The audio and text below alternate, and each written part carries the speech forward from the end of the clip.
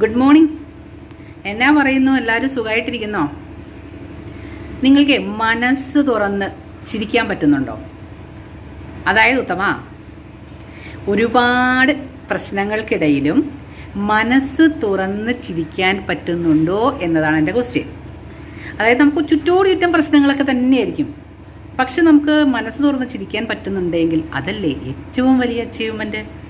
ഒന്നാമനായി വന്നിട്ടും മനസ്സിനൊരു സന്തോഷമില്ല, മനസ്സ് തുറന്നൊന്ന് ചിരിക്കാൻ പറ്റുന്നില്ല, സുഖമായിട്ടൊന്ന് ഉറങ്ങാൻ പറ്റുന്നില്ല. അതല്ലേ മക്കളെ ഏറ്റവും വലിയ ശാപം എന്ന് പറയുന്നത്. ഒന്നാമനായി വന്നിട്ടും പിന്തള്ളപ്പെട്ടു പോകുന്ന എത്രയോ ജന്മങ്ങളുണ്ടെന്ന് ആലോചിച്ച് നോക്കി. ഒരു ഉദാഹരണം പറഞ്ഞാൽ, നമ്മുടെ ബ്രെഡില്ലേ, ബ്രെഡ് സ്ലൈസ് ചെയ്ത് വെച്ചിരിക്കുന്ന ബ്രെഡ്, ആ പാക്കറ്റിൽ ഏറ്റവും മുകളിലിരിക്കുന്ന പീസ് അധികം ആരും എടുക്കാറില്ല.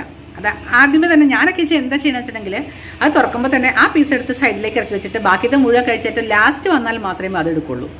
നിങ്ങളിൽ ഒരു 90% ആളുകളും അങ്ങനെയൊക്കെ തന്നെ ആണെന്ന് ഞാൻ വിചാരിക്കുന്നു. ചിലർക്ക് ആ പീസ് ഭയങ്കര ഇഷ്ടമായിരിക്കും.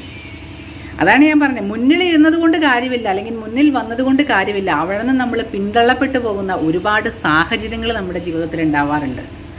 നമ്മൾ മുന്നിലാണോ എന്നുള്ളതല്ല പ്രധാനം, പിന്നിലാണ് എങ്കിലും നമ്മൾക്കതിൽ സന്തോഷിക്കാൻ പറ്റുന്നുണ്ടോ, മനസ്സ് തുറന്ന് ചിരിക്കാൻ പറ്റുന്നുണ്ടോ, സുഖമായിട്ട് ഉറങ്ങാൻ പറ്റുന്നുണ്ടോ, ആത്മാർത്ഥമായിട്ട് മുന്നോട്ട് പോവാൻ പറ്റുന്നുണ്ടോ? ഇതൊക്കെയല്ലേ വേണ്ടത്? സന്തോഷകരമായൊരു ജീവിതമല്ലേ നമുക്ക് വേണ്ടത്? അതെ, അതിന് പറ്റുന്നുണ്ടോ എന്ന് ശ്രമിക്കുക, എന്ന് ആലോചിച്ച് നോക്കുക. ഇപ്പം ഇവിടെ തന്നെ ഉണ്ടല്ലേ, മുഴുവൻ സൗണ്ടാണ് ഇവിടെ ഇറങ്ങിയെന്ന് വെച്ചിട്ടുണ്ടെങ്കിൽ, അപ്പുറത്തുനിന്ന് കെട്ടിടങ്ങൾ പണിയണതിൻ്റെ, പട്ടി കുറയ്ക്കുന്നതിൻ്റെ മുഴുവൻ പ്രശ്നങ്ങളാണ്. പക്ഷേ എന്നെ സംബന്ധിച്ച് എനിക്ക് ഇവിടെ വന്നിരുന്നാലും എന്തൊരു സമാധാനമുള്ളൂ, സുഖമുള്ളൂ എടുക്കാനായിട്ട്.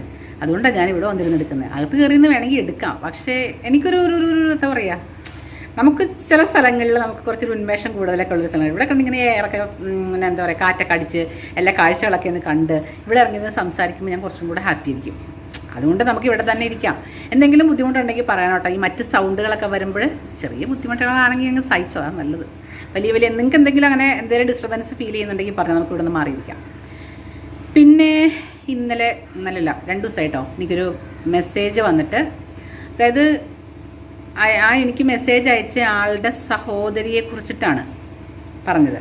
21ാമത്തെ വയസ്സിൽ ആ പെൺകുട്ടിയുടെ കല്യാണം കഴിച്ചു വിട്ടതാണ്. ഈ 4 വർഷമായിട്ടും ഭർത്താവിൻ്റെ വീട്ടിൽ എന്താ പറയുക, പീഡനം. സാധാരണ ഒരു 90% ആളുകളും സ്വന്തം വീട്ടിൽ വന്ന് പറയുമ്പോൾ ഇപ്പോഴത്തെ സാഹചര്യത്തിലൊക്കെ ആണെന്നുണ്ടെങ്കിൽ അതൊന്നുകിൽ പരിഹരിക്കും, അല്ലാന്നുണ്ടെങ്കിൽ വിളിച്ചുകൊണ്ട് പോരും. പക്ഷേ ഇവരുടെ വീട്ടുകാരെന്താ ചെയ്യുന്നതെന്ന് പറയുമോ, അതൊക്കെ സഹിച്ച് നീ അവിടെ നിൽക്കാൻ. അതെന്താണെന്ന് എനിക്ക് മനസ്സിലാവുന്നില്ല. ആ കുട്ടി ഇപ്പോൾ വീട്ടുതടങ്കലിലാണെന്നാണ് ഈ സഹോദരിയാണോ സഹോദരനാണോ എന്നെനിക്കറിയില്ല എൻ്റെ അടുത്ത് പറഞ്ഞത്. ഇങ്ങനെയുള്ള കുട്ടികളാണ് കുറച്ച് കഴിയുമ്പോഴത്തേക്കും മറ്റെന്തെങ്കിലുമൊക്കെ ചിന്തിച്ച് കൂട്ടി അതുപോലെയൊക്കെ ചെയ്യാൻ പോകുന്നത്. 21 വയസ്സ് എന്നൊക്കെ പറയുമ്പോഴത്തേക്കും അവർക്കൊരു കല്യാണത്തെക്കുറിച്ച് ചിന്തിക്കാനായിട്ടുള്ളൊരു പ്രായം പോലും ആയിട്ടില്ല എന്നുള്ളതാണ് എൻ്റെ ഒരു കണക്കുകൂട്ടൽ. കാരണം ഈ കുഞ്ഞുങ്ങളൊക്കെ അതിനെക്കുറിച്ചൊക്കെ ചിന്തിച്ച് വരണം എന്നുണ്ടെങ്കിൽ ഒരു ജോലിയൊക്കെ കിട്ടി ഒന്ന് ഇൻഡിപെൻഡൻ്റ് ആയതിനു ശേഷമാണെന്നുണ്ടെങ്കിൽ ഓക്കെ. ഈ ചെറുപ്രായത്തിലൊക്കെ പിടിച്ച് കല്യാണം കഴിപ്പിച്ച് അന്ന് തുടങ്ങി മാനസികവും ശാരീരികവുമായിട്ടുള്ള പീഡനം എന്നൊക്കെ പറയുമ്പോൾ അതൊന്നും സഹിച്ചു നിൽക്കാനൊന്നും അധികമൊന്നും സഹിച്ചു നിൽക്കാൻ ആർക്കും പറ്റിയില്ല. ഇവർ പോലീസ് സ്റ്റേഷനിലൊക്കെ ഐജിക്കൊക്കെ എന്തോ കംപ്ലൈൻ്റ് ഒക്കെ കൊടുത്തിട്ട് അവിടെയൊക്കെ കോംപ്രമൈസിനൊക്കെ പോയതാണ്. പക്ഷേ അവിടെ പോയിട്ടും ആരും അംഗീകരിക്കുന്നില്ല. ഇവരുടെ വീട്ടുകാരും അംഗീകരിക്കുന്നില്ല, അവരുടെ വീട്ടുകാരും അംഗീകരിക്കുന്നില്ല.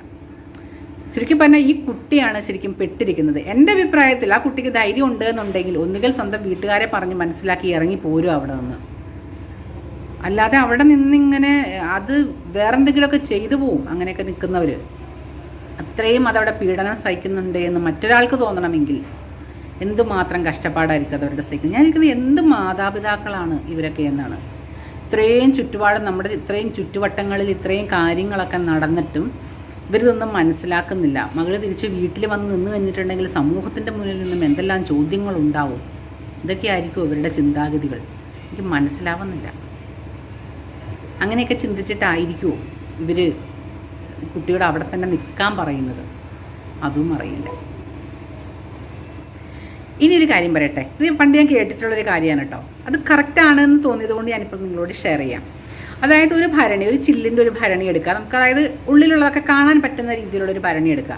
ഒരു 100 കറുത്ത ഉറുമ്പുകൾ അതിനകത്തേക്ക് പിടിച്ചിടുക. അതുപോലെ തന്നെ ഒരു 100 ചുവന്ന ഉറുമ്പുകളെയും കൂടെ അതിനകത്തേക്ക് പിടിച്ചിടുക. ഇവർ തമ്മിൽ ഭയങ്കര ശത്രുക്കളൊക്കെ ആയിരിക്കും. പക്ഷെ ഇതിനകത്ത് ഈ ഭരണിയിൽ ഇവർ ഒരുമിച്ച് കിടന്നു എന്ന് കരുതിക്കൊണ്ട് അവർ തമ്മിൽ യാതൊരു ശത്രുതയില്ല. മര്യാദയ്ക്ക് നല്ല അച്ചടക്കത്തോടു കൂടി തന്നെ അവർ അതിനകത്ത് കിടക്കും. പക്ഷെ നിങ്ങളൊരു കാര്യം ചെയ്തു, ആ ഭരണി എടുത്തിട്ടൊന്ന് കുലുക്കി നോക്കിക്കേ. അങ്ങോട്ടും ഇങ്ങോട്ടും അവരൊന്നും ഒരസം അവസാനം കൂട്ടത്തല്ല അവൻ കുറേ പേരെ കൊന്ന് ഇടുകയും ചെയ്യും അവിടെ. പക്ഷെ യഥാർത്ഥത്തിൽ അവരായിരുന്നോ അതിനകത്ത് ശത്രുക്കൾ? അല്ലല്ലോ. ഈ പുറമേ നിന്നും എടുത്ത് കുലുക്കുന്ന ആ ഒരു വ്യക്തിയായിരുന്നു ഇതിനകത്തെ മെയിൻ ശത്രു. പക്ഷെ അവരത് മനസ്സിലാക്കാതെ ഈ ഉറുമ്പുകൾ തമ്മിൽ കടിപിടി കൂടി അവർ ഒരു എന്താ പറയുക ആത്മഹത്യ അല്ലെങ്കിൽ കൊലപാതകത്തിലേക്ക് മാറി പോവുകയാണ് ഇത്. മിക്ക സംഭവങ്ങളും അങ്ങനെ തന്നെയാണ്. ഇപ്പോൾ ഈ കുട്ടിയുടെ കാര്യം പറഞ്ഞതും ഒരു പക്ഷേ ഇവർക്കിടയിലായിരിക്കണമെന്നില്ല പ്രശ്നങ്ങൾ. പുറമേ ഉള്ളവരെന്തെങ്കിലും പ്രശ്നങ്ങളും കുത്തിത്തിരിപ്പുകളും ഉണ്ടാക്കുന്നതാവാം ഇവരുടെ കുടുംബജീവിതത്തിൽ. അതെന്താണെന്ന് ഒന്നുകിൽ നമ്മൾ മനസ്സിലാക്കിയെടുക്കുക. അങ്ങനെയും നമുക്ക് ആ ഒരു പ്രശ്നം പരിഹരിക്കാൻ പറ്റും. പുറമേ നിന്നുള്ള ശത്രുവിനെ നമുക്ക് കണ്ടെത്താനായിട്ട് സാധിക്കണം. നമുക്കിടയിൽ നമ്മൾ തന്നെ ആയിരിക്കണം എന്നില്ല നമ്മളുടെ ശത്രുക്കൾ. അത് മനസ്സിലാക്കാനുള്ളൊരു കോമൺ സെൻസ്, അത് മനസ്സിലാക്കാനുള്ളൊരു ബോധം ഇന്നത്തെ തലമുറയ്ക്ക് നമ്മൾ ഉണ്ടാക്കിയെടുക്കുക. ആരാണ് ഇതിനിടയിൽ കളിക്കുന്നത്? കുടുംബത്തിലുള്ളവരാണോ, പുറത്തുള്ളവരാണോ, ബന്ധുക്കളാണോ? ഇതൊക്കെ തിരിച്ചറിയാനായിട്ട് നമ്മൾ ഒന്ന് പരിശ്രമിച്ചാൽ നമുക്ക് തിരിച്ചറിയാൻ പറ്റുന്ന കാര്യങ്ങളേ ഉള്ളൂ. എന്തെങ്കിലും ഒരു കാര്യമില്ലാതെ അവിടെ പുകയില്ല, തീയില്ലാതെ പുക വരില്ല എന്ന് പറഞ്ഞ കണക്ക് എന്താ കാര്യം എന്നുള്ളത് കണ്ടുപിടിക്കാൻ പറ്റുകയാണ് എങ്കിൽ ഏറ്റവും നല്ലത് അത് തന്നെയാണ്. പിന്നെ അവർക്ക് മക്കളുണ്ടോ എന്നുള്ള കാര്യങ്ങളൊന്നും ഇതിനകത്ത് സൂചിപ്പിച്ചിട്ടില്ല കേട്ടോ. അതുകൊണ്ട് എനിക്ക് കൂടുതലായിട്ട് ഇതിനെക്കുറിച്ചൊന്നും പറയാനും പറ്റിയില്ല. എന്താണ് ഇപ്പോഴത്തെ സിറ്റുവേഷൻ എന്നോ കാര്യങ്ങളോ ഒന്നും പറയാനും പറ്റുന്നില്ല. ഇതിനകത്ത് അങ്ങനെ പറഞ്ഞതുകൊണ്ട് ഞാൻ പറയുകയായിരുന്നു, മാതാപിതാക്കൾ കൂടുതൽ ശ്രദ്ധിക്കുക. നമ്മുടെ പെൺകുഞ്ഞുങ്ങൾ മറ്റൊരു വീട്ടിൽ പോയി കിടന്നിട്ട് അവരവിടുത്തെ ആട്ടും തുപ്പും പീഡനങ്ങളും ഫുൾ സഹിച്ച് ഒരു പരിധി കൂടുതൽ അവരവിടെ നിൽക്കുകയില്ല കേട്ടോ.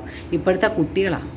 എന്നിട്ട് അവസാനം എല്ലാം കഴിഞ്ഞിട്ട് നമ്മൾ ചങ്കത്തടിച്ച് നിലവിളിച്ച് കയ്യും കാലിട്ടടിച്ചിട്ടൊന്നും ഒരു കാര്യമില്ല. അവരെ സപ്പോർട്ട് ചെയ്യേണ്ട സമയത്ത് നമ്മൾ തീർച്ചയായിട്ടും സപ്പോർട്ട് ചെയ്യണം. നീ ഇങ്ങ് വന്നാലും ഞങ്ങളിവിടെയുണ്ട്, നിനക്ക് വേണ്ടി ഞങ്ങളിവിടെയുണ്ട്, നിനക്ക് വേണ്ടി ഒരു മുറി ഇവിടെ ഉണ്ട് എന്ന ഉറച്ച ഒരു വാക്ക് അച്ഛൻ്റെയോ അമ്മയുടെയോ വായിൽ നിന്നും അവർക്ക് കിട്ടുകയാണെങ്കിൽ ഭയങ്കര ഒരു കോൺഫിഡൻസ് ആയിരിക്കും. ഈ ഒരു സഹോദരൻ അല്ലെങ്കിൽ സഹോദരി ഇങ്ങനൊരു കാര്യം പറയണമെന്നുണ്ടെങ്കിൽ ആ കുട്ടിയുടെ അടുത്ത് എന്തെങ്കിലും ജെനുവിനായിട്ടുള്ള കാര്യങ്ങളായിരിക്കും. അവൾ കുറ്റക്കാരി ആയിരിക്കണമെന്നില്ല അതിനകത്ത്. എന്നിട്ട് പോലും കാരണവന്മാർക്ക് അത് മനസ്സിലാക്കാൻ പറ്റുന്നില്ലല്ലോ എന്നുള്ളതാണ് സങ്കടം. അപ്പോൾ കാരണവന്മാരെ, കുഞ്ഞുമക്കളെ, ഇനിയെങ്കിലും പഠിച്ച് നല്ലൊരു ജോലി കിട്ടി ഈ 10, 20, 21 വയസ്സാകുമ്പോഴത്തേക്ക് ജാതകം നോക്കണമെന്ന് തോന്നുന്നു കേട്ടോ. എനിക്ക് തോന്നുന്നു ഇത്രയും പ്രശ്നങ്ങൾ ഉണ്ടാക്കണമെന്ന് തോന്നുന്നു. എന്താ പറയുക, യോജിപ്പുള്ളൊരു ജാതകമൊക്കെ വന്നു കഴിയുമ്പോഴത്തേക്കും മിക്കവാറും കാരണവന്മാർ പിടിച്ച് കെട്ടിക്കും പിള്ളേരെ. പിന്നെ എന്തിനാണ് നിങ്ങൾ ഇത്രമാത്രം ഇവരെ കഷ്ടപ്പെട്ട് അത്രയും പഠിപ്പിക്കുന്നത്? ഒരു 10ാം ക്ലാസ് കഴിയുമ്പോഴത്തേക്കും പിടിച്ച് കെട്ടിച്ചു വിട്ടാൽ പോരെ.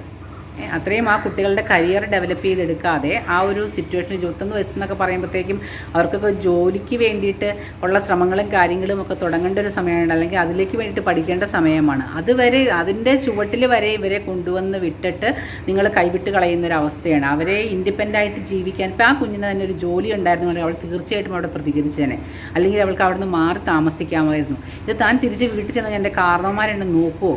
അതിന് ചിന്ത അതൊക്കെയായിരിക്കും. അവർ പറയുന്നു ഇങ്ങോട്ട് വരണ്ട എന്ന്. അപ്പം ഞാൻ പിന്നെ എവിടെ പോവും? ഇതൊക്കെയായിരിക്കും ആ കുട്ടിയുടെ ചിന്ത. നിങ്ങൾ പെൺകുട്ടികളാണ്, ആൺകുട്ടികളാണ് വീട്ടിലെ കാര്യങ്ങൾ നോക്കേണ്ടത്, അവർ ഞങ്ങൾക്ക് ചിലവിന് തരണം, അങ്ങനെയുള്ള ചിന്തകളൊന്നും ഇന്നത്തെ കാലത്തെ പെൺകുട്ടികൾക്ക് വേണ്ട. നമ്മൾ പഠിച്ച് നമുക്ക് ജോലി കിട്ടി നമ്മൾ നമ്മുടെ സ്വന്തം കാലിൽ നിൽക്കാറായിട്ട് മാത്രമേ വിവാഹത്തിന് നിങ്ങൾ തയ്യാറാകാവുള്ളൂ. എന്നെങ്കിൽ മാത്രമേ എന്തെങ്കിലും ഒരു പ്രശ്നം വന്നു കഴിഞ്ഞാൽ നമുക്കൊന്ന് പിടിച്ച് നിൽക്കണമെങ്കിൽ ഇത് അത്യാവശ്യമാണ്.